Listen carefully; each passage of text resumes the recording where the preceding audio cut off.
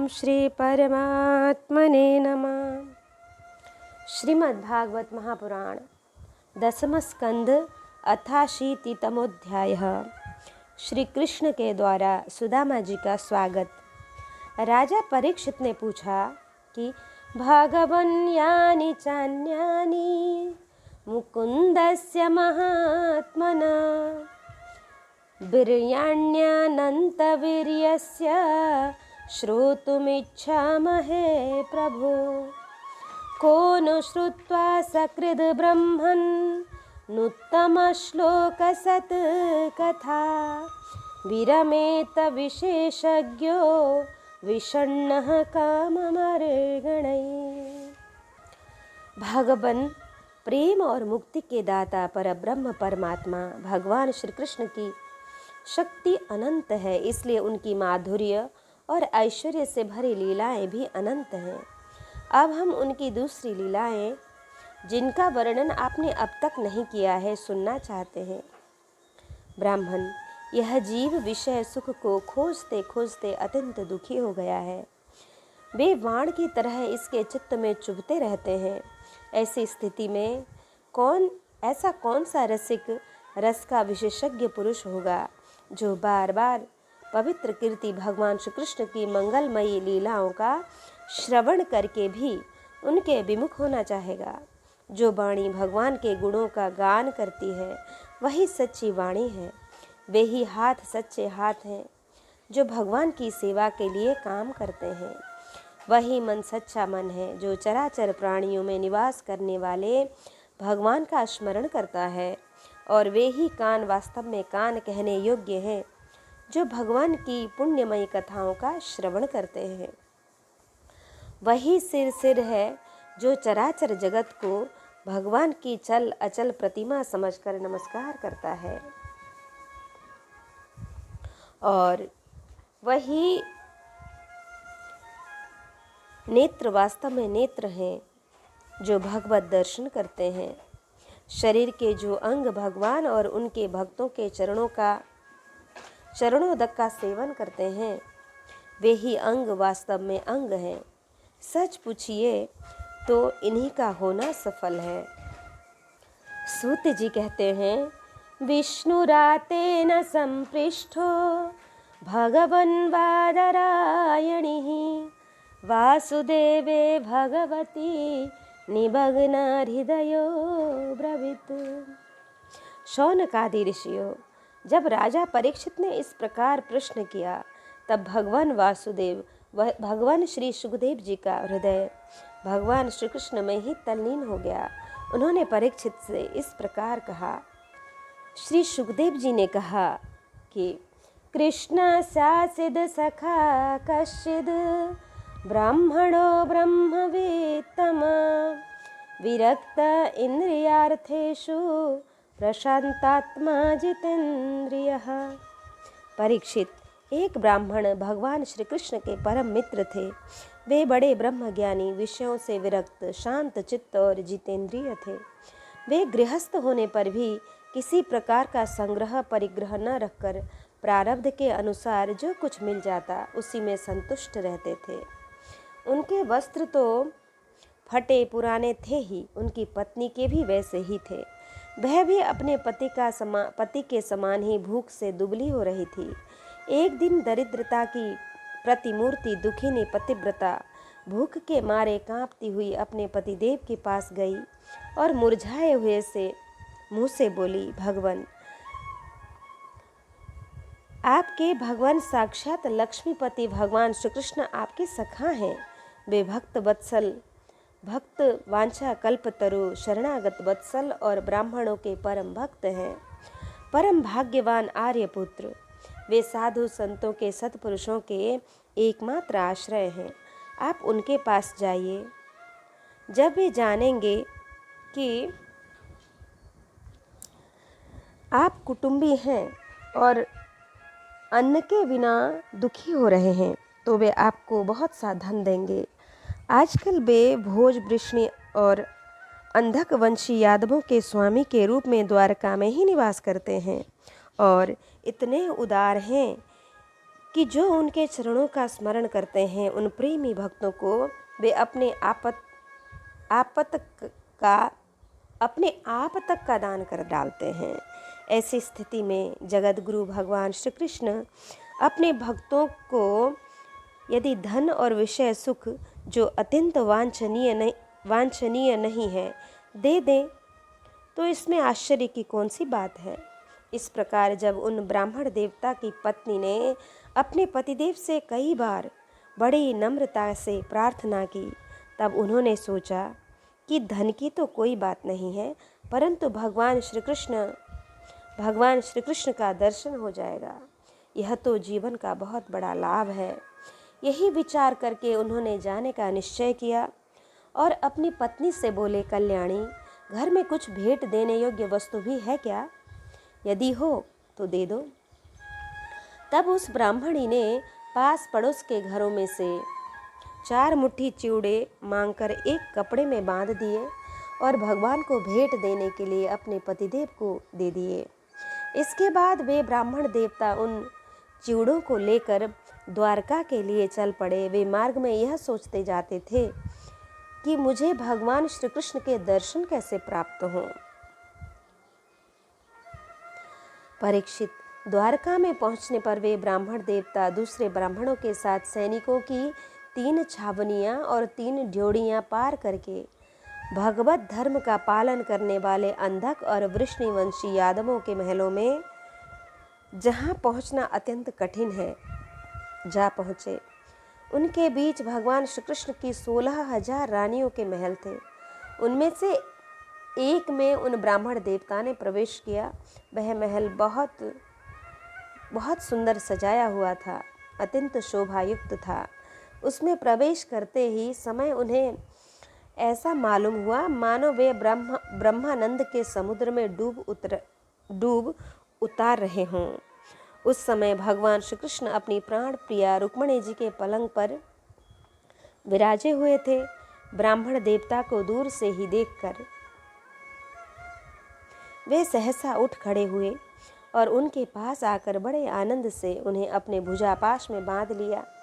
परीक्षित, परमानंद स्वरूप भगवान अपने प्यारे सखा ब्राह्मण देवता के अंग स्पर्श से अत्यंत आनंदित हुए।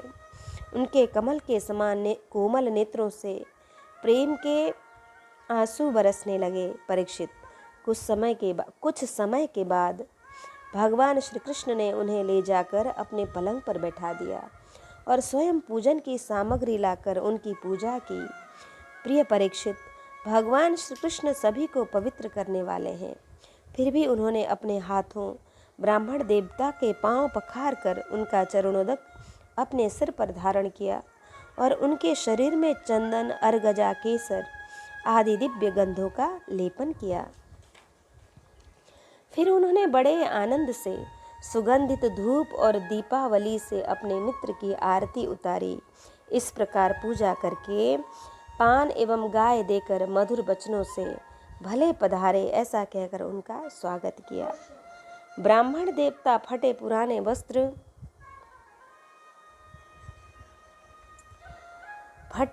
वस्त्र पहने हुए थे। शरीर अत्यंत मलिन और दुर्बल था।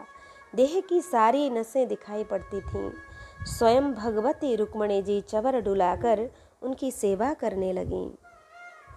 अंतःपुर की स्त्रियां यह देखकर अत्यंत विस्मित हो गईं कि पवित्र कीर्ति भगवान श्री कृष्ण अतिशय प्रेम से इस मैले कुचैले अवधूत ब्राह्मण की पूजा कर रहे हैं। वे आपस में कहने लगी, इस नंग धड़ंग निर्धन निंदनीय और निकृष्ट भीख मंगे ने ऐसा कौन सा पुण्य किया है जिससे त्रिलोकी की गुरु श्रीनिवास श्री कृष्ण स्वयं इसका आदर सत्कार कर रहे हैं। देखो तो सही, उन्होंने अपने पलंग पर सेवा करती हुई स्वयं लक्ष्मी रूपिणी रुक्मिणी जी को छोड़कर इस ब्राह्मण को अपने बड़े भाई बलराम जी के समान हृदय से लगाया है। प्रिय परीक्षित, भगवान श्री कृष्ण और ब्राह्मण दोनों एक दूसरे का हाथ पकड़कर अपने पूर्व जीवन की उन आनंददायक घटनाओं का स्मरण और वर्णन करने लगे जो गुरुकुल में रहते समय घटित हुई थी। भगवान श्री कृष्ण ने कहा, अपि ब्राह्मण गुरुकुलाद भवता लब्ध दक्षिणात् समावृत्तेन धर्मज्ञ भार्योढ़ा सदृशी नवा। धर्म के मर्मज्ञ ब्राह्मण देव गुरु दक्षिणा देकर जब आप गुरुकुल से लौट आए, तब आपने अपने अनुरूप स्त्री से विवाह किया ही नहीं। मैं जानता हूँ कि आपका चित्त गृहस्थी में रहने पर भी प्रायः विषय भोगों में आसक्त नहीं है। विद्वान, यह भी मुझे मालूम है कि धन आदि में भी आपकी कोई प्रीति नहीं है। जगत में बिरले ही लोग ऐसे होते हैं जो भगवान की माया से निर्मित विषय संबंधी वासनाओं का त्याग कर देते हैं और चित्त में विषयों की तनिक भी वासना न रहने पर भी मेरे समान केवल लोक शिक्षा के लिए कर्म करते रहते हैं। ब्राह्मण शिरोमणि, क्या आपको उस समय की बात याद है जब हम दोनों एक साथ गुरुकुल में निवास करते थे? सचमुच गुरुकुल में ही द्विजातियों को अपने ज्ञातव्य वस्तु का ज्ञान होता है, जिसके द्वारा वे अज्ञान अंधकार से पार हो जाते हैं। मित्र, इस संसार में शरीर का कारण जन्मदाता पिता प्रथम गुरु है। इसके बाद उपनयन संस्कार करके सत्कर्मों की शिक्षा देने वाला दूसरा गुरु है। वह मेरे ही समान पूज्य है। तदंतर ज्ञानोपदेश करके परमात्मा को प्राप्त करने वाला गुरु तो मेरा स्वरूप ही है। वर्णाश्रमियों के ये 3 गुरु होते हैं। मेरे प्यारे मित्र, गुरु के स्वरूप में स्वयं मैं हूँ। इस जगत में वर्णाश्रमियों में जो लोग अपने गुरुदेव के उपदेशानुसार अनायास ही भव सागर पार कर लेते हैं, वे अपने स्वार्थ और परमार्थ के सच्चे जानकार हैं। प्रिय मित्र, मैं सबका आत्मा हूँ, सबके हृदय में अंतर्यामी रूप से विराजमान हूँ। मैं गृहस्थ के धर्म, पंच महायज्ञ आदि से, ब्रह्मचारी के धर्म, उपनयन, वेदाध्ययन आदि से, वानप्रस्थी के धर्म, तपस्या से और सब और से उपरत हो जाना, इस सन्यासी के धर्म से भी उतना संतुष्ट नहीं होता जितना गुरुदेव की सेवा शुश्रूषा से संतुष्ट होता हूँ। ब्राह्मण, जिस समय हम लोग गुरुकुल में निवास कर रहे थे, उस समय की वह बात आपको याद है? उस समय की बात आपको याद है क्या, जब हम दोनों को एक दिन हमारी गुरु पत्नी ने ईंधन लाने के लिए जंगल में भेजा था? उस समय हम लोग एक घोर जंगल में गए हुए थे और बिना ऋतु के ही बड़ा भयंकर आंधी पानी आ गया था। आकाश में बिजली कड़कने लगी थी। तब तक सूर्यास्त हो गया। चारों ओर अंधेरा ही अंधेरा फैल गया। धरती पर इस प्रकार पानी ही पानी हो गया कि कहाँ गड्ढा है कहाँ किनारा, इसका पता ही न चलता था। वह वर्षा क्या थी? एक छोटा मोटा प्रलय ही था। आंधी के झटकों और वर्षा की बौछारों से हम लोगों को बड़ी पीड़ा हुई। दिशा का ज्ञान न रहा। हम लोग अत्यंत आतुर हो गए और एक दूसरे का हाथ पकड़कर जंगल में इधर उधर भटकते रहे। पता चला तब वे सूर्योदय होने पर अपने शिष्य हम लोगों को ढूंढते हुए जंगल में पहुँचे और उन्होंने देखा कि हम अत्यंत आतुर हो रहे हैं।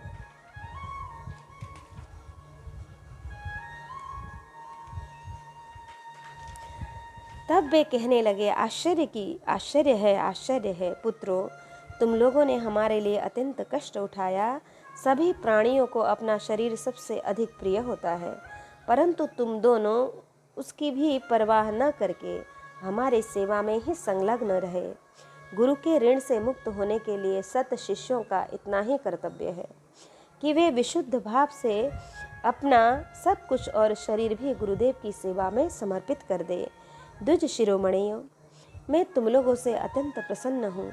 तुम्हारे सारे मनोरथ, सारी अभिलाषाएं पूर्ण हो और तुम लोगों ने हमसे जो वेदाध्ययन किया है वह तुम्हें सर्वदा कंठस्थ रहे तथा इस लोक एवं परलोक में कहीं भी निष्फल न हो। प्रिय मित्र, जिस समय हम लोग गुरुकुल में निवास कर रहे थे, हमारे जीवन में ऐसी ऐसी अनेकों घटनाएं घटित हुई थीं। इसमें संदेह नहीं कि गुरुदेव की कृपा से ही मनुष्य शांति का अधिकारी होता है और पूर्णता को प्राप्त करता है। तब ब्राह्मण देवता ने कहा कि देवताओं के आराध्य देव जगत गुरु श्री कृष्ण, भला अब हमें क्या करना बाकी है, क्योंकि आपके साथ जो सत्य संकल्प परमात्मा है, हमें गुरुकुल में रहने का सौभाग्य प्राप्त हुआ था। प्रभु, छंदोमय वेद धर्म अर्थ काम मोक्ष चतुर्विध पुरुषार्थ के मूल स्रोत हैं और वे हैं आपके शरीर। वहीं आप वेदाध्ययन के लिए गुरुकुल में निवास करें, यह मनुष्य लीला का अभिनय नहीं तो और क्या है। सुदामा जी को ऐश्वर्य की प्राप्ति। श्री सुखदेव जी महाराज कहते हैं कि ईसाइत्थम द्विजमुखेन सह संकथयन् हरि सर्वभूत मनोभिज्ञ स्मयमान उवाच तम्। प्रिय परीक्षित, भगवान श्री कृष्ण सबके मन की बात जानते हैं। वे ब्राह्मणों के परम भक्त, उनके क्लेशों के नाशक तथा संतों के एकमात्र आश्रय हैं। वे पूर्वोक्त प्रकार से उस ब्राह्मण देवता के साथ बहुत देर तक बातचीत करते रहे। अब वे अपने प्यारे सखा उन ब्राह्मणों से तनिक मुस्कुराकर विनोद करते हुए बोले। उस समय भगवान श्री कृष्ण उन ब्राह्मण देवता की ओर प्रेम भरी दृष्टि से देख रहे थे। भगवान श्री कृष्ण ने कहा कि किमुपायनमानीतं ब्राह्मण में भवता गृहात् अन्योप्युपाहृतं भक्तैः प्रेम्णा भूर्येव मे भवेत् भूर्यप्यभक्तप्रहितं न मे तोषाय कल्पते। ब्राह्मण, आप अपने घर से मेरे लिए क्या उपहार लाए हैं? मेरे प्रेमी भक्त जब प्रेम से थोड़ी सी वस्तु भी मुझे अर्पण करते हैं तो वह मेरे लिए बहुत हो जाती है, परंतु मेरे अभक्त यदि बहुत सी सामग्री भी मुझे भेंट करते हैं तो उससे मैं संतुष्ट नहीं होता। जो पुरुष प्रेम भक्ति से फल फूल अथवा पत्ता पानी में से भी कोई वस्तु मुझे समर्पित करता है तो मैं उस शुद्ध चित्त भक्त का वह प्रेमोपहार केवल स्वीकार ही नहीं करता बल्कि तुरंत भोग लगा लेता हूँ। परीक्षित, भगवान श्री कृष्ण के ऐसा कहने पर भी उन ब्राह्मण देवता ने लज्जावश उन लक्ष्मीपति को वे 4 मुट्ठी चिवड़े नहीं दिए थे। उन्होंने संकोच से अपना मुंह नीचे कर लिया था। परीक्षित, भगवान श्री कृष्ण समस्त प्राणियों के हृदय का एक एक संकल्प और उनका अभाव भी जानते हैं। उन्होंने ब्राह्मण के आने का कारण उनके हृदय की बात जान ली थी। अब वे विचार करने लगे कि यह एक तो मेरा प्यारा सखा है, दूसरे इसने पहले कभी लक्ष्मी की कामना से मेरा भजन नहीं किया है। इस समय वह यह अपनी पतिव्रता पत्नी को प्रसन्न करने के लिए उसी के आग्रह से यहाँ आया है।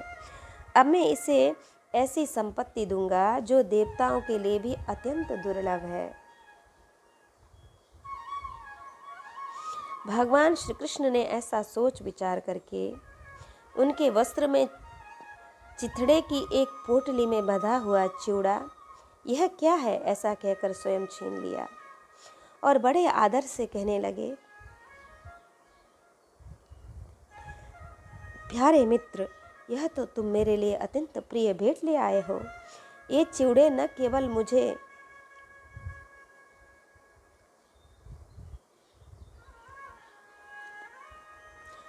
बल्कि सारे संसार को तृप्त कर देने के लिए पर्याप्त है। ऐसा कहकर वे उनमें से एक मुट्ठी चिवड़ा खा गए और दूसरी मुट्ठी जो ही भरी त्यों ही रुक्मिणी जी के रूप में स्वयं भगवती लक्ष्मी जी ने भगवान श्री कृष्ण का हाथ पकड़ लिया। क्योंकि वे तो एकमात्र भगवान के परायण हैं, उन्हें छोड़कर और कहीं जा नहीं सकती। रुक्मणी जी ने कहा, एतावतालं विश्वात्मन् सर्वसंपत् समृद्धये अस्मिन् लोकेऽथवामुष्मिन् पुंसत्तोश्च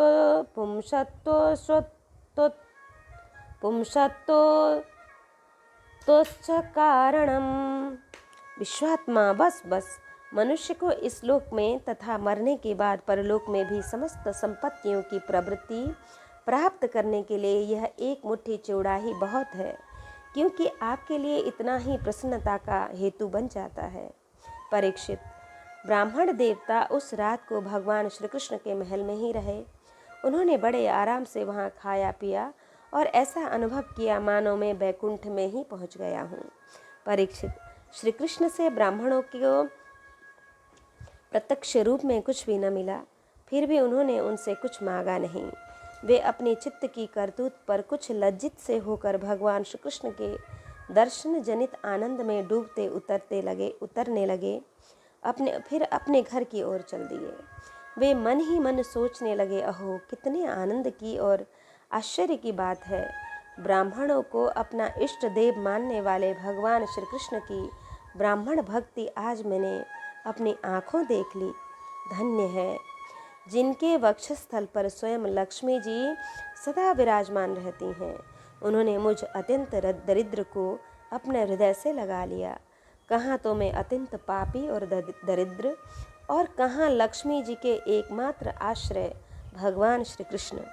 परंतु उन्होंने यह ब्राह्मण है ऐसा समझकर मुझे अपने भुजा पाशों में भरकर हृदय से लगा लिया।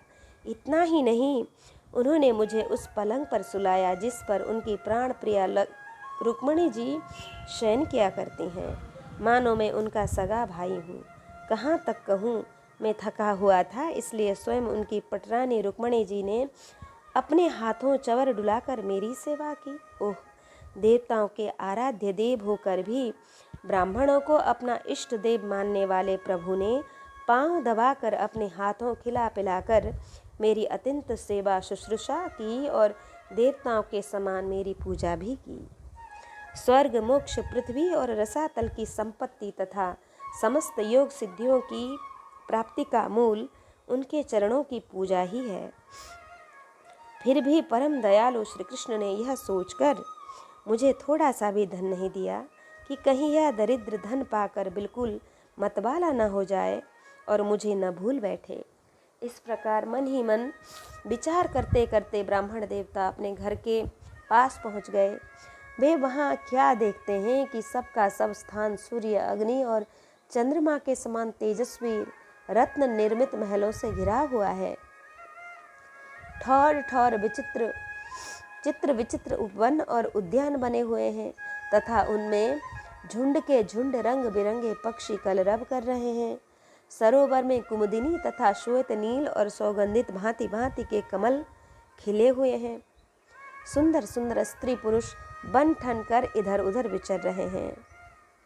उस स्थान को देखकर ब्राह्मण देवता सोचने लगे, यह मैं क्या देख रहा हूँ, यह किसका स्थान है? यदि यह वही स्थान है जहाँ मैं रहता था तो यह ऐसा कैसे हो गया? इस प्रकार वे सोच रहे थे कि देवताओं के समान सुंदर सुंदर स्त्री पुरुष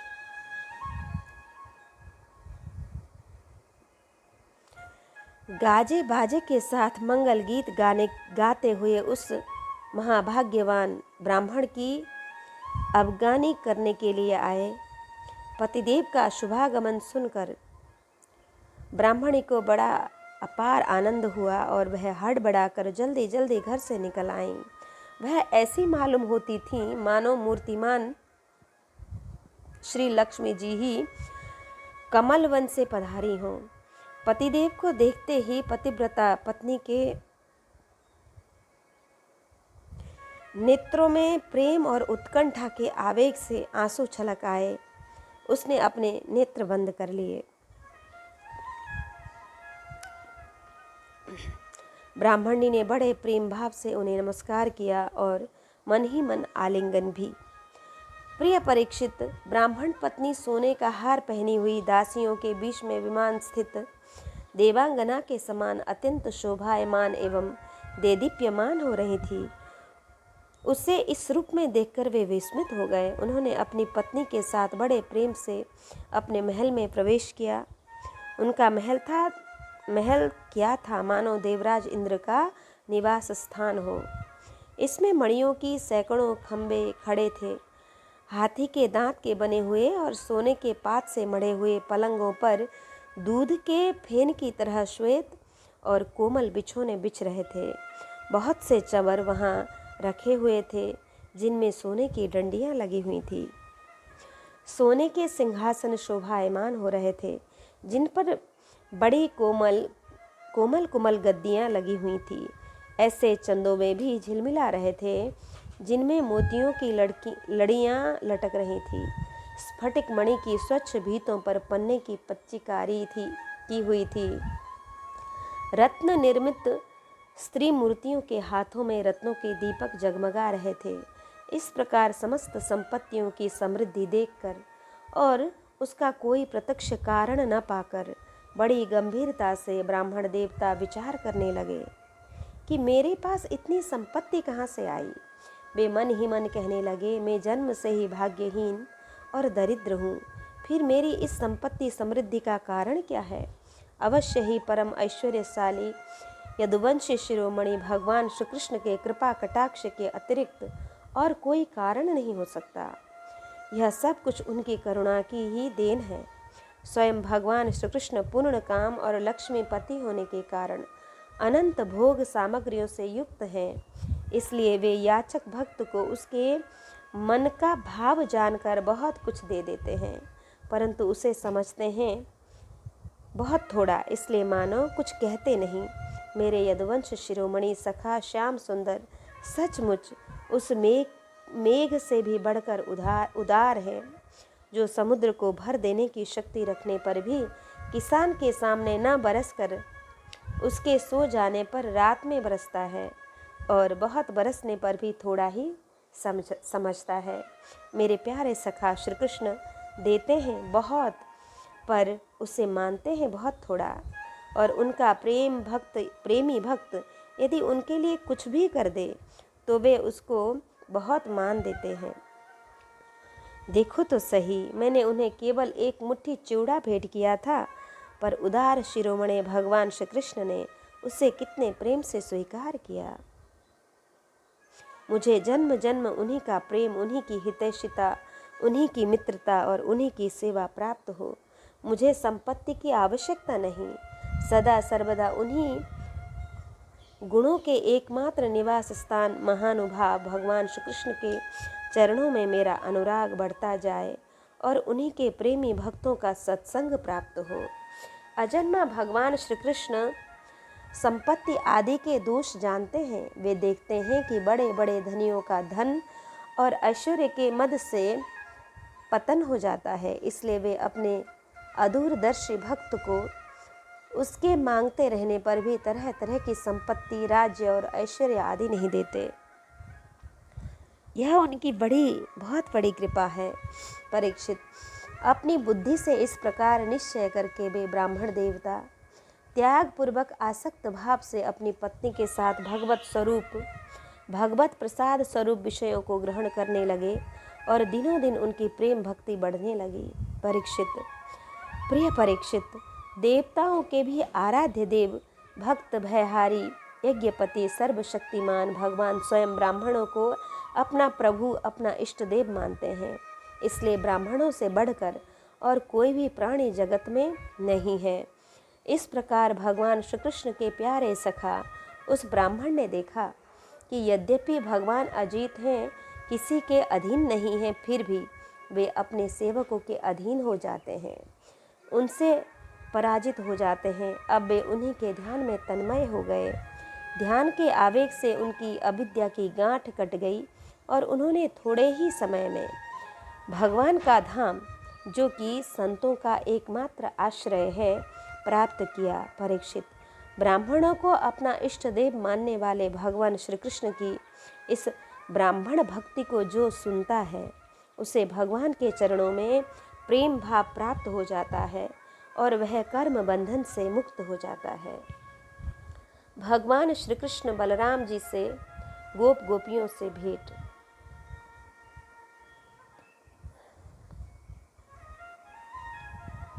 गोप गोपियों की भेंट। श्री सुखदेव जी महाराज कहते हैं, अथैकदा द्वारवत्यां वसतो कृष्ण रामकृष्णयोः सूर्योपरागसुमहा नासिद कल्पक्षये यथा। परीक्षित, इसी प्रकार भगवान श्री कृष्ण और बलराम जी द्वारका में निवास कर रहे थे कि एक बार सर्वग्रास सूर्य ग्रहण लगा, जैसा कि प्रलय के समय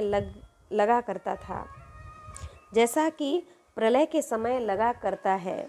परीक्षित, मनुष्यों को ज्योतिषियों के द्वारा उस ग्रहण का पता पहले ही चल गया था, इसलिए सब लोग अपने अपने कल्याण के उद्देश्य से पुण्य आदि उपार्जन करने के लिए समंत पंचक तीर्थ कुरुक्षेत्र में आए। समंत पंचक क्षेत्र वह है जहाँ शस्त्रधारियों में श्रेष्ठ परशुराम जी ने सारी पृथ्वी को क्षत्रियहीन करके राजाओं की रुधिर धारा से 5 बड़े बड़े कुंड बना दिए थे। जैसे कोई साधारण मनुष्य अपने पाप की निवृत्ति के लिए प्रायश्चित करता है, वैसे ही सर्वशक्तिमान भगवान परशुराम ने अपने साथ कर्म का कुछ संबंध न होने पर भी लोक मर्यादा की रक्षा के लिए वहीं पर यज्ञ किया था। परीक्षित, इस महान तीर्थ यात्रा के अवसर पर भारत के सभी प्रांतों की जनता कुरुक्षेत्र आई थी। उनमें अक्रूर, वसुदेव, उग्रसेन आदि बड़े बूढ़े तथा गद, प्रद्युम्न, सांब आदि अन्य यदुवंशी भी अपने अपने पापों का नाश करने के लिए कुरुक्षेत्र आए थे। प्रद्युम्न नंदन अनिरुद्ध और यदुवंशी सेनापति कृतवर्मा, ये दोनों सुचंद्र, शुक, सारण आदि के साथ नगर की रक्षा के लिए द्वारका में रह गए। यदुवंशी एक तो स्वभाव से ही परम तेजस्वी थे, दूसरे गले में सोने की माला, दिव्य पुष्पों के हार, बहुमूल्य वस्त्र और कवचों से सुसज्जित होने के कारण उनकी शोभा और भी बढ़ गई थी। वे तीर्थ यात्रा के पथ में देवताओं के विमान के समान रथों, समुद्र की तरंग के समान चलने वाले घोड़ों, बादलों के समान विशालकाय एवं गर्जना करते हुए हाथियों तथा विद्याधरों के समान मनुष्य के द्वारा ढोई जाने वाली पालकियों पर अपनी पत्नियों के साथ इस प्रकार शोभायमान हो रहे थे मानो स्वर्ग के देवता ही यात्रा कर रहे हों। महाभाग्यवान यदुवंशियों ने कुरुक्षेत्र में पहुंचकर एकाग्र चित्त से संयम पूर्वक स्नान किया और ग्रहण के उपलक्ष्य में निश्चित काल तक उपवास किया। उन्होंने ब्राह्मणों को गोदान किया, ऐसी गौओं का दान किया जिन्हें वस्त्रों की सुंदर सुंदर झूले, पुष्पमालाएं एवं सोने की जंजीरें पहना दी गई थी।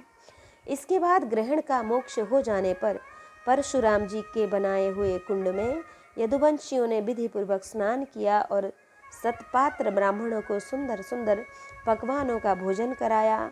उन्होंने अपने मन में यह संकल्प किया था कि भगवान श्री कृष्ण के चरणों में ही हमारी प्रेम भक्ति बनी रहे।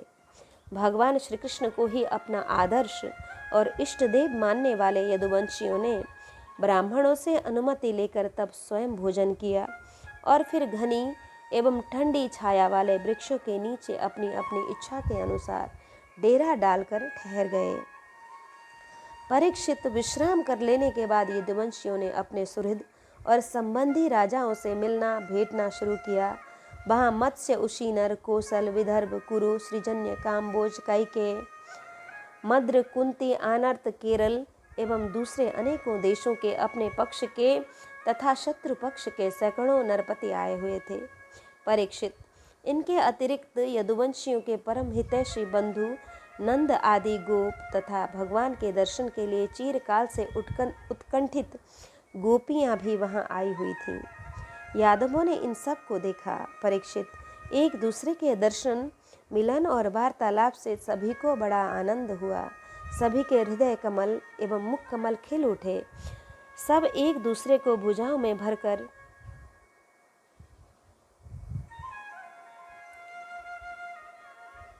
हृदय से लगाते। उनके नेत्रों से आंसुओं की झड़ी लग जाती, रोम रोम खिल उठता। प्रेम के आवेग से बोली बंद हो जाती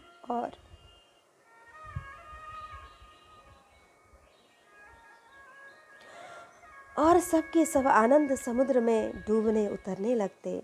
पुरुषों की भांति स्त्रियां भी एक दूसरे को देखकर प्रेम और आनंद से भर गईं। वे अत्यंत सौहार्द, मंद मंद मुस्कान, परम पवित्र त्रिची चितवन से देख देख कर परस्पर भेंट अंगवार भरने लगीं। वे अपनी भुजाओं में भरकर केसर लगे हुए वक्षस्थल को दूसरी स्त्रियों के वक्षस्थल से दबाती और अत्यंत आनंद का अनुभव करती। उस समय उनके नेत्रों से प्रेम के आंसू छलकते। अवस्था आदि में छोटों ने बड़े बूढ़ों को प्रणाम किया और उन्होंने अपनों से छोटे का प्रणाम स्वीकार किया। वे एक दूसरे का स्वागत करते तथा कुशल मंगल आदि पूछकर फिर श्री कृष्ण की मधुर लीलाएं आपस में कहने सुनने लगे। परीक्षित, कुंती, वसुदेव आदि अपने भाइयों बहनों, उनके पुत्रों, माता पिता, भाभियों और भगवान श्री कृष्ण को देखकर तथा उनसे बातचीत करके अपना सारा दुख भूल गईं। कुंती ने वसुदेव जी से कहा कि आर्यभ्रातरहं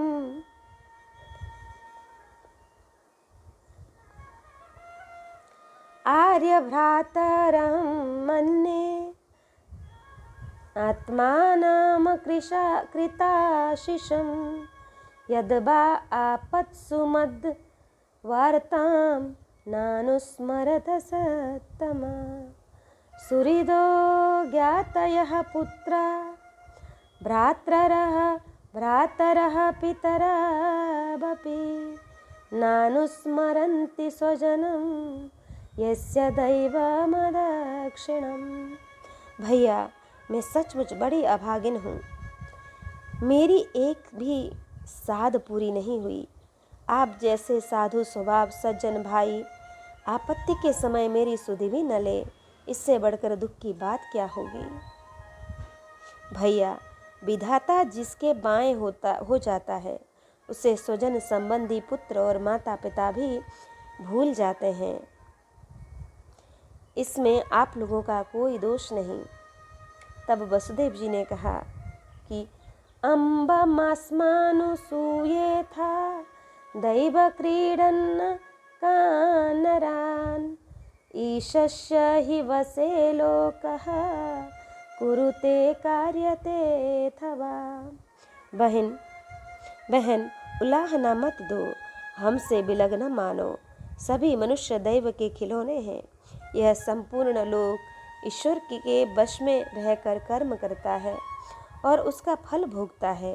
बहन, कंस के सताए जाकर हम लोग इधर उधर अनेक दिशाओं में भगे हुए थे। अभी कुछ ही दिन हुए ईश्वर कृपा से हम सब पुनः अपना स्थान प्राप्त कर सके हैं। श्री सुखदेव जी महाराज कहते हैं कि परीक्षित, वहाँ जितने भी नरपति आए थे, वसुदेव, उग्रसेन आदि यदुवंशियों ने उनका खूब सम्मान सत्कार किया। वे सब भगवान श्री कृष्ण का दर्शन पाकर परम आनंद और शांति का अनुभव करने लगे। परीक्षित, भीष्म पितामह, द्रोणाचार्य, धृतराष्ट्र, दुर्योधन आदि पुत्रों के साथ गांधारी पत्नियों के सहित युधिष्ठिर आदि पांडव, कुंती, सृंजय, विदुर, कृपाचार्य,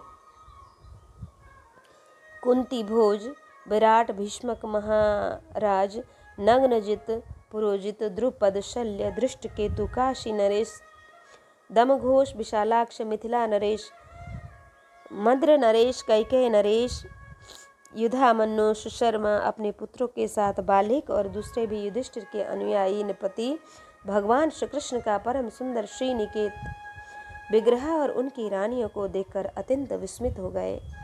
अब वे बलराम जी तथा भगवान श्री कृष्ण से भलीभांति सम्मान प्राप्त करके बड़े आनंद से श्री कृष्ण के स्वजन यदुवंशियों की प्रशंसा करने लगे।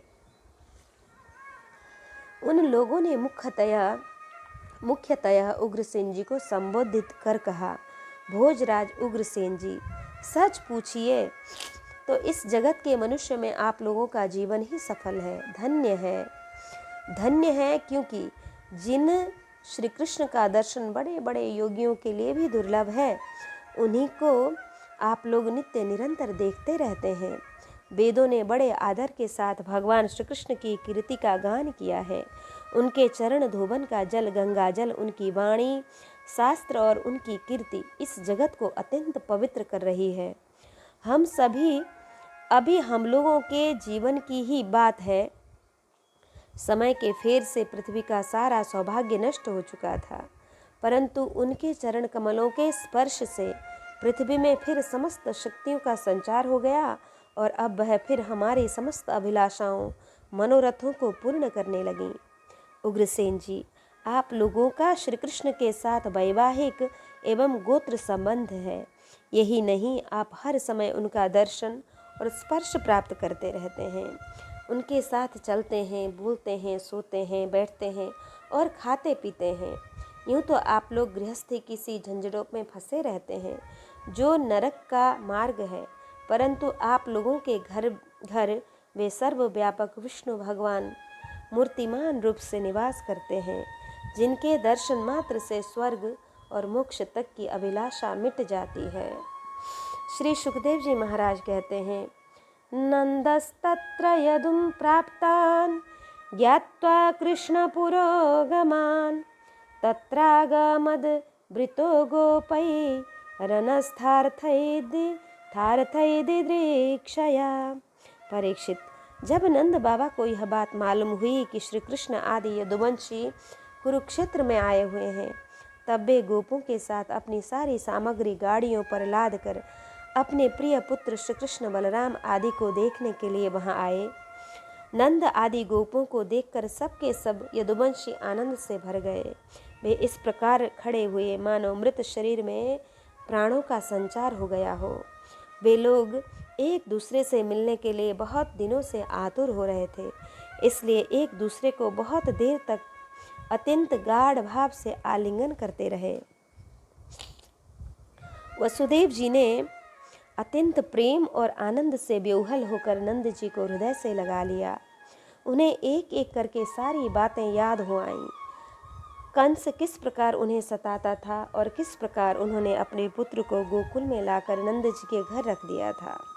भगवान श्री कृष्ण और बलराम जी ने माता यशोदा और पिता नंद के हृदय में माता यशोदा और पिता नंद जी के हृदय से लगाकर उनके चरणों में प्रणाम किया। परीक्षित, उस समय प्रेम के उद्रेक से दोनों भाइयों का गला रुंध गया, वे कुछ भी बोल न सके। महाभाग्यवती यशोदा जी और नंद बाबा ने दोनों पुत्रों को अपनी गोद में बिठा लिया और भुजाओं से उनका गाढ़ आलिंगन किया। उनके हृदय में चिरकाल तक न मिलने का जो दुख था वह सब मिट गया। रोहिणी और देवकी जी ने ब्रजेश्वरी यशोदा को अपनी अंकवार में भर लिया। यशोदा जी ने उन लोगों के साथ मित्रता का जो व्यवहार किया था उसका स्मरण करके दोनों का गला भर आया। वे यशोदा जी से कहने लगी, यशोदा रानी, आपने और ब्रजेश्वर नंद जी ने हम लोगों के साथ जो मित्रता का व्यवहार किया है वह कभी मिटने वाला नहीं है। उसका बदला इंद्र का ऐश्वर्य पाकर भी हम किसी प्रकार नहीं चुका सकती। नंद रानी जी, भला ऐसा कौन कृतघ्न है जो आपके उस उपकार को भूल सके। देवी,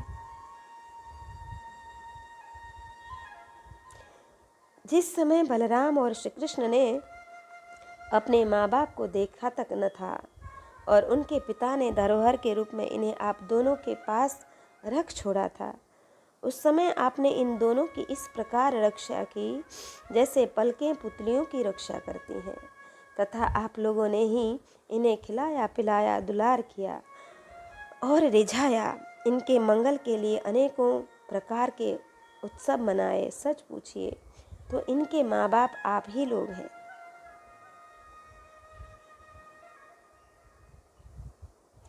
आप लोगों की रेख देख में इन्हें किसी की आँच तक न लगी। ये सर्वथा निर्भय रहे। ऐसा करना आप लोगों के अनुरूप ही था, क्योंकि सत्पुरुषों की दृष्टि में अपने पराये का भेदभाव नहीं रहता। नंद रानी जी, सचमुच आप लोग परम संत हैं। श्री सुखदेव जी महाराज कहते हैं, परीक्षित, मैं कह चुका हूँ कि गोपियों के परम प्रियतम जीवन सर्वस्व श्री कृष्ण ही थे। गोपश्च कृष्णमुपलब्ध चिरादभीष्टं यत्प्रेक्षणे दृशिषु पक्ष्मकृतं सपन्ति। मैं कह चुका हूँ कि गोपियों के परम प्रियतम जीवन सर्वस्व श्री कृष्ण ही थे। जब उनके दर्शन के समय नेत्रों की पलकें गिर पड़ती, तब वे पलकों को बनाने वाले को कोसने लगती। उन्हीं प्रेम की मूर्ति गोपियों को आज बहुत दिनों के बाद भगवान श्री कृष्ण का दर्शन हुआ। उनके मन में इसके लिए कितनी लालसा थी, इनका अनुमान भी नहीं किया जा सकता। उन्होंने नेत्रों के रास्ते अपने प्रियतम श्री कृष्ण को हृदय से लगाकर गाढ़ आलिंगन किया और मन ही मन आलिंगन करते करते तन्मय हो गईं। परीक्षित, कहाँ तक कहूँ, मैं उस भाव को प्राप्त हो गई जो नित्य निरंतर अभ्यास करने वाले योगियों के लिए भी अत्यंत दुर्लभ है। जब भगवान श्री कृष्ण ने देखा कि गोपियाँ मुझसे दाम्पत्य को प्राप्त एक ही हो रही हैं, तब वे एकांत में उनके पास गए, उनको हृदय से लगाया, कुशल मंगल पूछा और हंसते हुए यूँ बोले, सखियों, हम लोग अपने स्वजन संबंधियों का काम करने के लिए ब्रज से बाहर चले आए और इस प्रकार तुम्हारी जैसी प्रेयसी को छोड़कर हम शत्रुओं का विनाश करने में उलझ गए। बहुत दिन बीत गए, क्या कभी तुम लोग हमारा स्मरण भी करती हो? मेरी प्यारी गोपियों, कहीं तुम लोगों के मन में यह आशंका तो नहीं हो गई कि मैं कृतघ्न हूँ? ऐसा समझकर तुम लोग हमसे बुरा तो नहीं मानने लगी हो? निसंदेह भगवान ही प्राणियों के संयोग और वियोग के कारण हैं। जैसे वायु बादलों, तिनकों, रुई और धूल के कणों को एक दूसरे से मिला देती है। सखियों, यह बड़े सौभाग्य की बात है कि तुम सब लोगों को मेरा वह प्रेम प्राप्त हो चुका है जो मेरी प्राप्ति कराने वाला है, क्योंकि मेरी प्राप्ति की हुई प्रेम भक्ति प्राणियों को अमृत तत्व, परम धाम, परमानंद धाम प्रदान करने में समर्थ है। प्यारी गोपियों, जैसे घटपट आदि जितने भी भौतिक पदार्थ हैं, उनके आदि अंत और मध्य में बाहर और भीतर उनके मूल कारण पृथ्वी, जल, वायु, अग्नि तथा आकाश ही ओतप्रोत हो रहे हैं, वैसे ही जितने भी पदार्थ हैं, उनके पहले, पीछे, बीच में, बाहर और भीतर केवल मैं ही मैं हूँ। इसी प्रकार सभी प्राणियों के शरीर में यही पांचों भूत कारण रूप से स्थित है और आत्मभुक्ता के रूप से अथवा जीव के रूप से स्थित है, परंतु मैं इन दोनों से परे अविनाशी सत्य हूँ। ये दोनों मेरे ही अंदर प्रतीत हो रहे हैं। तुम लोग ऐसा अनुभव करो। श्री सुखदेव जी महाराज कहते हैं, परीक्षित, भगवान श्री कृष्ण ने इस प्रकार गोपियों को आध्यात्म ज्ञान की शिक्षा से शिक्षित किया। उसी उपदेश के बार बार स्मरण से गोपियों का जीव कोश लिंग शरीर नष्ट हो गया और वे भगवान से एक हो गईं, भगवान को ही सदा सर्वदा के लिए प्राप्त हो गईं। उन्होंने कहा, हे कमलनाभ, अगाध बोध संपन्न बड़े बड़े योगेश्वर अपने हृदय कमल में आपके चरण कमलों का चिंतन करते रहते हैं। जो लोग संसार के कुएं में गिरे हुए हैं, उन्हें इससे निकलने के लिए आपके चरण कमल ही एकमात्र अवलंबन है। प्रभु, आप ऐसी कृपा कीजिए कि आपका वह चरण कमल घर गृहस्थ के काम करते रहने पर भी सदा सर्वदा हमारे हृदय में विराजमान रहे और हम एक क्षण के लिए भी उसे न भूलें। भगवान की पटरानियों के साथ द्रौपदी की बातचीत। श्री सुखदेव जी महाराज कहते हैं, तथानुगृतं तथानुगृहं भगवन् गोपीनां स गुरुर्गति युधिष्ठिरमथा पृच्छद सर्वांश हृदयो व्ययम्। परीक्षित, भगवान श्री कृष्ण ही गोपियों को शिक्षा देने वाले और वही उस शिक्षा के द्वारा प्राप्त होने वाले वस्तु हैं। इसके पहले जैसा कि वर्णन किया गया है कि भगवान श्री कृष्ण ने उन पर महान अनुग्रह किया, अब उन्होंने धर्मराज युधिष्ठिर तथा अन्य समस्त संबंधियों से कुशल मंगल पूछा। भगवान श्री कृष्ण के चरण कमलों का दर्शन करने से ही उनके सारे अशुभ नष्ट हो चुके थे। अब जब भगवान श्री कृष्ण ने उनका सत्कार किया, कुशल मंगल पूछा, तब वे अत्यंत आनंदित होकर उनसे कहने लगी, भगवान, बड़े बड़े महापुरुष मन ही मन आपके चरणारविंद का मकरंद रस पान करते रहते हैं। कभी कभी उनके मुख कमल से लीला कथा के रूप में वह रस छलक पड़ता है। प्रभु, वह इतना अद्भुत दिव्य रस है कि कोई भी प्राणी उसको पी ले तो वह जन्म मृत्यु के चक्कर में डालने वाली विस्मृति अथवा अविद्या को नष्ट कर देता है। उसी रस को जो लोग अपने कानों के दोनों में भर भर कर जी भर पीते हैं, उनके अमंगल की आशंका ही क्या है। भगवान, आप एक रस, ज्ञान स्वरूप और अखंड आनंद के समुद्र हैं। बुद्धि वृत्तियों के कारण होने वाली जागृत, स्वप्न, सुषुप्ति, ये तीनों अवस्थाएं आपके स्वयं प्रकाश स्वरूप तक पहुंच ही नहीं पाती, दूर से ही नष्ट हो जाती हैं। आप परमहंसों की एकमात्र गति है। समय के फेर से वेदों का ह्रास होते देखकर उनकी रक्षा के लिए आपने अपनी अचिंत्य योग माया के द्वारा मनुष्य का सा शरीर ग्रहण किया है। हम आपके चरणों में बार बार नमस्कार करते हैं। श्री सुखदेव जी महाराज कहते हैं, परीक्षित, जिस समय दूसरे लोग इस प्रकार भगवान श्री कृष्ण की स्तुति कर रहे थे, उसी समय यादव और कौरव कुल की स्त्रियां एकत्र होकर आपस में भगवान की त्रिभुवन विख्यात लीलाओं का वर्णन कर रही थी। अब मैं तुम्हें उन्हीं की बातें सुनाता हूँ। द्रौपदी ने कहा कि हे रुक्मणी, भद्रे, हे जाम्बवती, हे सत्यभामे, कालिंदी, शैब्य, लक्ष्मणे, रोहिणी और अन्यान्य श्री कृष्ण पत्नियों, तुम लोग हमें यह तो बताओ कि स्वयं भगवान श्री कृष्ण ने अपनी माया से लोगों का अनुकरण करते हुए तुम लोगों का किस प्रकार पाणी ग्रहण किया। रुक्मणी जी ने कहा कि द्रौपदी, जरासंध आदि सभी राजा चाहते थे कि वे मेरा विवाह शिशुपाल के साथ हो। इसके लिए सभी शस्त्रास्त्र से सुसज्जित होकर युद्ध के लिए तैयार थे, परंतु भगवान मुझे वैसे ही हर लाए जैसे सिंह बकरी और भेड़ों के झुंड में से अपना भाग छीन ले जाए। क्यों न हो, जगत में जितने भी अजय वीर हैं, उनके मुकुटों पर उनकी चरण धूलि शोभायमान होती है। द्रौपदी जी, मेरी तो यही अभिलाषा है कि भगवान के वे ही समस्त संपत्ति और सौंदर्य के आश्रय चरण कमल जन्म जन्म मुझे आराधना करने के लिए प्राप्त होते रहें, मैं उन्हीं की सेवा में लगी रहूं। सत्यभामा ने कहा कि द्रौपदी जी, मेरे पिताजी अपने भाई प्रसेन की मृत्यु से बहुत दुखी हो रहे थे, अतः उन्होंने उनके वध का कलंक भगवान पर ही लगाया। उस कलंक को दूर करने के लिए भगवान ने वृक्षराज जाम्बवान पर विजय प्राप्त की और वह रत्न लाकर मुझे मेरे पिताजी को दे दिया।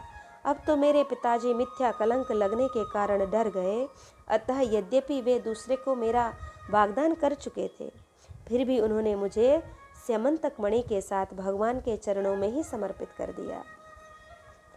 जाम्बवती ने कहा, द्रौपदी जी, मेरे पिता वृक्षराज जाम्बवान को जब इसका पता चला कि यही मेरे स्वामी भगवान सीतापति हैं, इसलिए वे इनसे 27 दिन तक लड़ते रहे, परंतु जब परीक्षा पूरी हुई, उन्होंने जान लिया कि ये भगवान राम ही है। तब इनके चरण कमल पकड़कर श्यामंतक मणि के साथ उपहार के रूप में मुझे ही समर्पित कर दिया। मैं यही चाहती हूँ कि जन्म जन्म इन्हीं की दासी बनी रहूँ। कालिंदी ने कहा, द्रौपदी जी, जब भगवान को यह मालूम हुआ कि मैं उनके चरणों का स्पर्श करने की अभिलाषा से तपस्या कर रही हूँ, तब वे अपने सखा अर्जुन के साथ यमुना तट पर आए और मुझे स्वीकार कर लिया। मैं उनका घर बुहारने वाली उनकी दासी हूँ। मित्रविंदा ने कहा, द्रौपदी जी, मेरा स्वयंवर हो रहा था, वहाँ आकर भगवान ने सब राजाओं को जीत लिया और जैसे सिंह झुंड के झुंड कुत्तों में से अपना भाग ले जाए, वैसे ही मुझे अपनी शोभामयी द्वारकापुरी में ले आए। मेरे भाइयों ने भी मुझे भगवान से छुड़ाकर मेरा अपकार करना चाहा, परंतु उन्होंने इन्हें भी नीचा दिखा दिया। मैं ऐसा चाहती हूँ कि मुझे जन्म जन्म इनके पांव पखारने का सौभाग्य प्राप्त होता रहे। सत्या ने कहा, द्रौपदी जी, मेरे पिताजी मेरे स्वयंवर में आए हुए राजाओं के बल पौरुष की परीक्षा के लिए बड़े बलवान और पराक्रमी तीखे सींग वाले 7 बैल रख छोड़े थे। उन बैलों ने बड़े बड़े वीरों का घमंड चूर चूर कर दिया था। उन्हें भगवान ने खेल खेल में ही झपट कर पकड़ लिया, नाथ लिया और बांध दिया, वैसे ही जैसे छोटे छोटे बच्चे बकरी के बच्चों को पकड़ लेते हैं। इस प्रकार भगवान बल पौरुष के द्वारा मुझे प्राप्त कर चतुरंगिणी सेना और दासियों के साथ द्वारका ले आए। मार्ग में जिन क्षत्रियों ने विघ्न डाला, उन्हें भी जीत लिया। मेरी यही अभिलाषा है कि मुझे इनकी सेवा का अवसर सदा सर्वदा प्राप्त रहे। भद्रा ने कहा, द्रौपदी जी, भगवान मेरे मामा के पुत्र हैं। मेरा चित्त इन्हीं के चरणों में अनुरक्त हो गया था। जब मेरे पिताजी को यह बात मालूम हुई, तब उन्होंने स्वयं ही भगवान को बुलाकर अक्षौहिणी सेना और बहुत सी दासियों के साथ मुझे इन्हीं के चरणों में समर्पित कर दिया। मैं अपना परम कल्याण समझती हूँ कि कर्म के अनुसार मुझे जहाँ जहाँ जन्म लेना पड़े, सर्वत्र इन्हीं के चरण कमलों का संस्पर्श प्राप्त होता रहे। लक्ष्मणा ने कहा, रानी जी, देवर्षि नारद बार बार भगवान के अवतार और लीलाओं का गान करते रहते थे। उसे सुनकर और यह सोचकर कि लक्ष्मी जी ने समस्त लोकपालों का त्याग करके भगवान का ही वरण किया, मेरा चित्त भगवान के चरणों में आसक्त हो गया। साध्वी, मेरे पिता बृहत्सेन मुझ पर बहुत प्रेम रखते थे। जब उन्हें मेरा अभिप्राय मालूम हुआ, तब उन्होंने मेरी इच्छा की पूर्ति के लिए यह उपाय किया। महारानी, जिस प्रकार पांडव वीर अर्जुन की प्राप्ति के लिए आपके पिता स्वयंवर में मत्स्य वेद का आयोजन किया था, उसी प्रकार मेरे पिता ने भी किया। आपके स्वयंवर की अपेक्षा हमारे यहाँ विशेषता थी कि मत्स्य बाहर से ढका हुआ था, केवल जल में ही उसकी परछाई दिख पड़ती थी। जब यह समाचार राजाओं को मिला, तब सब ओर से समस्त शस्त्र शास्त्रों के तत्वज्ञ हजारों राजा अपने अपने गुरुओं के साथ मेरे पिताजी की राजधानी में आने लगे। मेरे पिताजी ने आए हुए सभी राजाओं का बल पौरुष और अवस्था के अनुसार भलीभांति स्वागत सत्कार किया। उन लोगों ने मुझे प्राप्त करने की इच्छा से स्वयंवर सभा में रखे हुए धनुष और बाण उठाए। उनमें से कितने ही राजा तो धनुष पर तांत भी न चढ़ा सके। उन्होंने धनुष को ज्यों का त्यों रख दिया। कईयों ने धनुष की डोरी को एक सिर से बांधकर दूसरे सिर तक खींच तो लिया, परंतु वे उसे दूसरे सिर से बांध न सके। उसका झटका लगने से गिर पड़ते थे। रानी जी, बड़े बड़े प्रसिद्ध वीर और जरासंध, अम्भष्ट, नरेश, शिशुपाल, भीमसेन, दुर्योधन और कर्ण, इन लोगों ने धनुष पर डोरी तो चढ़ा ली, परंतु उन्हें मछली की स्थिति का पता ही न चला। पांडव वीर अर्जुन ने जल में उस मछली की परछाई देख ली और यह भी जान लिया कि यह कहाँ है।